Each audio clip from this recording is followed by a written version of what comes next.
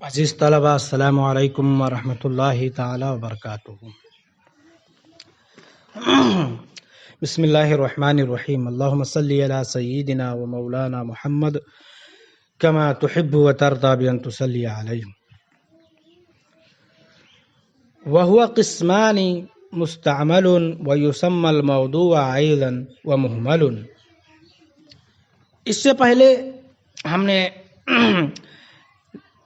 لفظ کی لغوی اور اصطلاحی تعریف کو آڈیو کی شکل میں آپ کے حوالے اور سپرد کر دیا تھا۔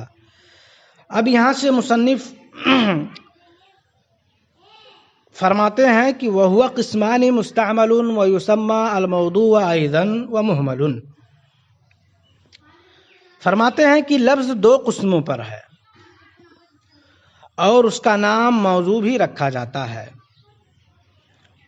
وَمُهْمَلٌ اور مہمل۔ یہاں سے مصنف لفظ کی تقسیم بیان کر رہے ہیں۔ ابتداءً انہوں نے لفظ کی لغوی اور اصطلاحی تعریف کی تھی۔ اب لفظ کی تقسیم بیان کرتے ہوئے فرماتے ہیں کہ لفظ کی دو قسمیں ہیں، ان میں سے ایک قسم مستعمل ہے جس کا دوسرا نام موضوع بھی ہے، اور لفظ کی دوسری قسم مہمل ہے۔ آگے فرماتے ہیں والموضوع من اللفظ، یعنی لفظ موضوع، یعنی لفظ کی قسم موضوع۔ فرماتے ہیں ما يدل على معنى مفرد او مرکب بالوضع ويعبر عنه بالقول ايضا۔ موضوع ایسا لفظ ہے جو تنہا ایک معنی پر یا مرکب معنی پر دلالت کرے وضع کے ساتھ، وَيُعَبَّرْ عَنْهُ بِالْقَوْلِ أَيْضًا، اور اس کی تعبیر قول سے بھی کی جاتی ہے۔ یعنی موضوع کو جس طرح سے مستعمل اور موضوع کہا جاتا ہے، اسی طرح سے لفظ قول بھی کہا جاتا ہے۔ وَالْمُهْمَلُ مِنْهُ، یعنی لفظ کی دوسری قسم جو مہمل ہے اس کی تعریف بیان کر رہے ہیں کہ جو دلالت نہ کرے تنہا ایک معنی پر یا مرکب معنی پر وضع کے ساتھ۔ یہ اور بات ہے کہ بہت سے مہمل الفاظ جو موضوع کے ساتھ استعمال کیے جاتے ہیں، جیسے کتاب، اتاب، لیکن ایک بات خیال رہے، ذہن نشی آپ کر لیں کہ جو چیزیں ہماری عبادات سے متعلق ہیں، ہماری عبادتوں کے نام ہیں، ان میں مہمل لفظ کے استعمال سے کلی طور پر اجتناب کرنا لازم و ضروری ہے، جیسے زکوٰۃ، وقات، نماز وماز، اس طرح نہیں بولنا چاہیے۔ مہمل کی مثال دیتے ہوئے فرماتے ہیں جیسے لجرن مقلوب رجلن۔ لجر جو رجل کا الٹا ہے، مقلوب ہے۔ رجل کا تو ایک معنی ہے، رجل کا معنی ہے ایک مرد، لیکن لجر جو مہمل ہے اس کا کوئی معنی نہیں ہے۔ اسی طرح سے طیب جو کہ بیت کا الٹا ہے، مقلوب ہے۔ بیت کا ایک معنی ہے گھر، واضح لغت نے اس کو ایک معنی کے لیے وضع کیا ہے، اور طیب جو بیت کا مقلوب اور الٹا ہے اس کا کوئی معنی نہیں ہے۔ اسی طرح سے زید کا الٹا دیز، زید کا تو ایک معنی ہے، زید انسان کے ایک فرد کو بتلاتا ہے، حیوان ناطق مع تشخص کو بتاتا ہے، ذات زید کو بتلا رہا ہے، لیکن دیز کا کوئی معنی نہیں ہے۔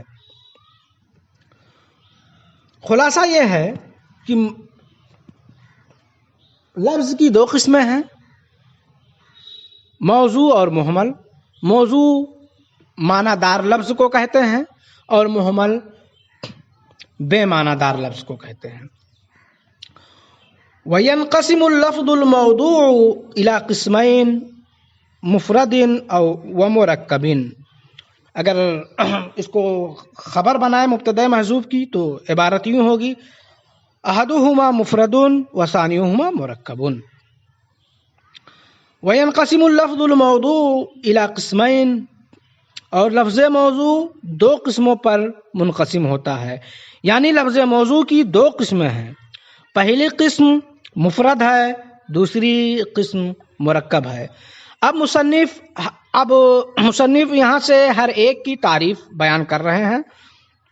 मुफरद की तारीफ करते हुए फरमाते हैं मुसन्निफ, फल मुफरदु माला यदुल्लु जुज़उहु अला जुज़इ मानाहु कर्रजुल। मुफरद एक ऐसा लफ्ज़ है जिसका जुज़ उसके माना के जुज़ पर दलालत ना करे, जैसे कर्रजुल, जैसे रजुल। फर्राउ वल जीमु वल लामु ला तदुल्लु, पस रा, जीम और लाम ये दलालत नहीं करते। इज़ा उफ़रिदत, जब उन्हें मुफरद लाया जाए। अला शैइन मिम्मा तदुल्लु अलैहि कलिमतु रजुलिन अल्लती तजमऊहा व हुवल मुसम्मा बिल कलिमति इंदन नुहात। अला शैइन, उनमें से किसी भी चीज पर,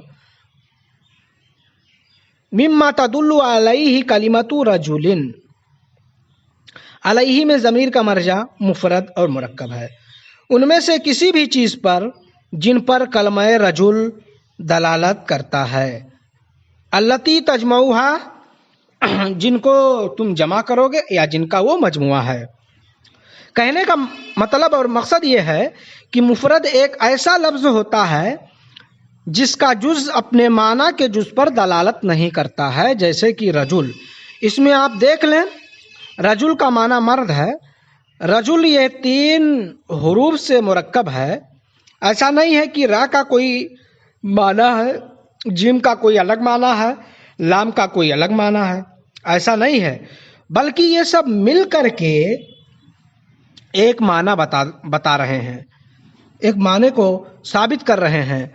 तो ये बात साबित हो गई कि मुफरद का जुज़ अपने माना के जुज़ पर दलालत नहीं करता।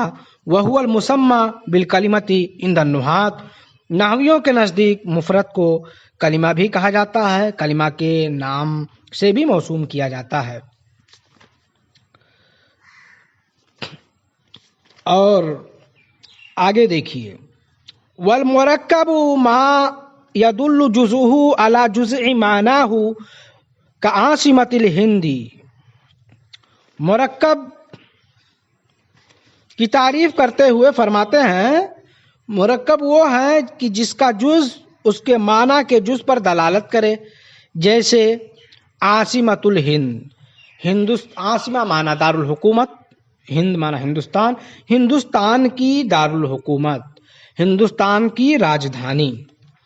दूसरी मिसाल बयान फरमाते हैं, वकुल्लु नफ्सिन ज़ाइक़तुल मौत, हर जी रूह को, हर नफ्स को मौत का मजा चखना है। तो आसिमतुल हिंद, हिंदुस्तान की हुकूमत। आसिमतुल हिंद यह मुरक्कब है दो ऐसे जुज़ से कि जिसका माना अपने जुज़ के माना पर दलालत कर रहा है।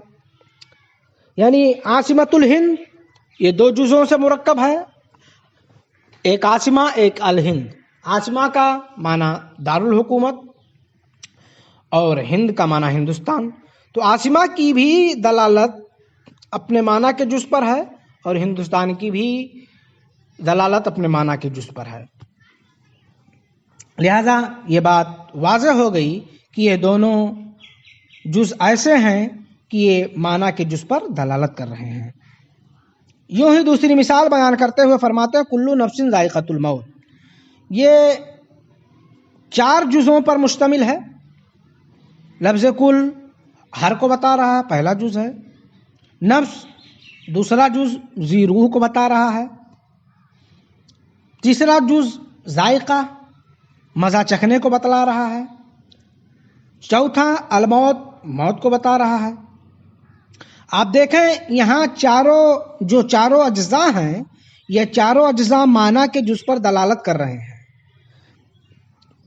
کل کی دلالت ہر پر ہو رہی ہے، نفس کی دلالت زیرو پر ہو رہی ہے، ذائقہ کی دلالت مزہ چکھنے پر ہو رہی ہے، موت کی دلالت لفظ موت یعنی مرنے پر ہو رہی ہے، مرنے کو بتا رہا ہے۔ مصنف نے یہاں پر دو مثالیں پیش کی ہیں، اس لیے پیش کی کہ چونکہ مرکب کی دو قسمیں ہیں، ایک مرکب ناقص اور دوسرے مرکب تام۔ تو عاصمۃ الہند جو پہلی مثال ہے وہ مرکب ناقص کی مثال ہے، اور دوسری جو مثال ہے کل نفس ذائقۃ الموت، یہ مرکب تام کی مثال ہے۔ فإن كل جزء، اس لیے کہ ہر جز اپنے اجزاء میں اپنے معنی کے، اس لیے کہ ہر جز اپنے اجزاء میں سے اپنے معنی کے جز پر دلالت کرتا ہے۔